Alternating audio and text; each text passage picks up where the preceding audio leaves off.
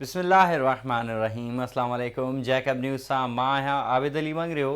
पेश आहिनि हिन वक़्त जूं हेडलाइन। चुल्ह मां अणसुञातल अगवाकार मच्छी जे फॉरम तां चौकीदार खे अगवा करे विया। वारिसनि पारां तस्दीक। पुलिस ॻोठाणे जी ॻोल्हा शुरू करे ॾिनी। बी सेक्शन थाणे जी हद ॻोठ अब्दुल करीम लाशारी वासी मच्छी जे फॉरम ते चौकीदारी कंदड़ 40 वरियनि जे अब्दुल वहाब लाशारी खे अणसुञातल अगवाकार अगवा करे खणी विया आहिनि। अहिड़ी तस्दीक ॻोठाणे जे वारिसनि पारां कई वई ऐं पुलिस खे इत्तला पिणु कयो वियो। पुलिस पारां इन बाबति जांच शुरू कई वई आहे ऐं ॻोठाणे जी ॻोल्हा कई पई वञे। SSP जैकबाबाद मोहम्मद तारिक नवाज़ ऐं wing commander Shahbaz rangers Mahmood Ahmed Khan पारां मुहर्रमुल हराम दौरान थींदड़ मजलिसुनि ऐं मातमी पिड़नि जे रस्तनि जो दौरो करे हिफ़ाज़ती इंतज़ामनि जो जाइज़ो वरितो वियो। पुलिस तर्जुमान शम्स बेग ॾहर पारां जारी कयल पधिराई मूजिबि दौरे दौरान मुख़्तलिफ़ इमाम बारगाहुनि, मस्जिदुनि ऐं मदरसनि में थियल हिफ़ाज़ती इंतज़ामनि जो जाइज़ो वरितो वियो। SSP ऐं विंग कमांडर शहबाज रेंजर्स पारां मुख़्तलिफ़ मकतब फ़िक्र जे आलिमनि, अॻवाननि, मातमी पिड़नि ऐं मजलिसनि जे इंतज़ाम संभालींदड़नि सां मुलाक़ातूं पिणु कयूं वयूं। SSP ऐं विंग कमांडर पारां हवेली सैयद एहसान शाह, मस्जिद अली, मस्जिद सैयद अब्दुल नबी शाह बुखारी, मरकज़ी इमाम बारगाह करबला मोहल्ला, इमाम बारगाह पीर बुखारी, ज़री पाक, मदरसा ख़दीजतुल कुबरा ऐं मदरसा कासिमुल उलूम जो दौरो करे लाॻापियल SHOs खे सख़्त हिफ़ाज़ती इंतज़ामनि खे यकीनी बणाइण जूं हिदायतूं ॾिनियूं वयूं ऐं इन दौरान पंहिंजे फ़र्ज़नि में ग़फ़लत कंदड़ ऑफ़िसरनि ख़िलाफ़ सख़्त कार्रवाई अमल में आंदी वेंदी। भिरिया रोड जी गोश्त मार्केट वेझो क़ाइम गैस सिलेंडर जी दुकान में सिलेंडर फाटण सबबि ज़ोरदार धमाके बाद दुकान खे बाहि लॻी वई। धमाके सबबि शहर में ख़ौफ़ पखिड़िजी वियो। शहरी घरनि मां ॿाहिरि निकिरी आया। इत्तला बावजूद फायर ब्रिगेड 1 कलाक बाद पहुती। सिलेंडर फाटण सबबि शहर जे मुख़्तलिफ़ इलाइक़नि खां धुएं जा ककर नज़र अची रहिया हुआ। फायर ब्रिगेड अमले बाहि ते ज़ाब्तो आणे वरितो, जॾहिं त बाहि लॻण सबबि समूरो दुकान सड़ी रख थी वियो।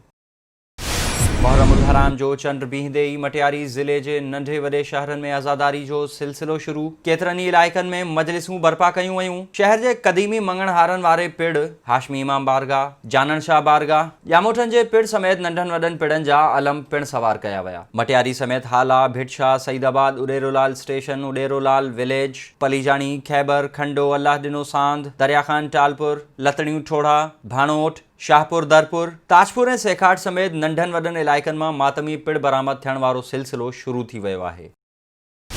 ऐं अवामी तहरीक पारां सिंध जे विरहाङे जी साज़िश, ज़मीननि ते कब्ज़नि, पाणी जे धाड़नि, धारियुनि जी आबादकारी ऐं वसीलनि जी फुरलुट ख़िलाफ़ 2 सेप्टेंबर खां 4 अक्टूबर ताईं सॼी सिंध अंदरि रैलियुनि ऐं धरणनि जो ऐलान कयो वियो आहे। अवामी तहरीक जे मरकज़ी सदर डॉक्टर रसूल बख्श ख़ासख़ैली जी सदारत हेठि पलीजो हाउस हैदराबाद में थियल मरकज़ी स्टैंडिंग कमेटी जे इजलास में अहिड़ो फ़ैसिलो कयो वियो। अवामी तहरीक पारां जारी कयल पधिराई मूजिबि 2 सेप्टेंबर ते मीरपुर ख़ास, 3 सेप्टेंबर ते नौशेरो फ़िरोज़, 4 सेप्टेंबर ते सजावल, 5 सेप्टेंबर ते हैदराबाद, 6 सेप्टेंबर ते दादू, 7 सेप्टेंबर ते ठठो, 8 सेप्टेंबर ते लाड़काणो, 9 सेप्टेंबर ते सांगड़, 10 सेप्टेंबर ते मिठी, 11 सेप्टेंबर बदीन, 12 सेप्टेंबर ते घोटकी, 13 सेप्टेंबर ते सखर, 14 सेप्टेंबर ॼामशोरो, 15 सेप्टेंबर ते Kashmore Kandhkot, 16 September Qambar Shahdad Kot, 17 September Khairpur, 18 September Nawabshah, 19 September Matiari, 20 September Tando Allahyar, 21 September Umerkot, 22 September Tando Muhammad Khan ऐं 4 अक्टूबर ते कराची में एहतजाजी धरणा ॾिना वेंदा। इजलास खे ख़िताब कंदे अवामी तहरीक जे मरकज़ी सदर डॉक्टर रसूल बख्श ख़ासख़ैली चयो आहे, बिलावल भुट्टो ज़रदारी मरसूं सिंध न ॾेसूं करे सिंध खे अमली तौर ते न रुगो वफ़ाक़ पर आलमी साम्राज खे विकिरो करे छॾी आहे। पीपल्स पार्टी हिकु तरफ़ कराची जी कमेटी में शामिल आहे त ॿी तरफ़ अवाम खे दोखो ॾियण लाइ इन ख़िलाफ़ मुज़ाहिरा करे रही आहे, जेको शर्मनाक अमल आहे। अवामी तहरीक हमेशा वांगुरु हिन सिंध दुश्मन मंसूबे ख़िलाफ़ मरहलेवार जिदोजहद जो ऐलान करे थी।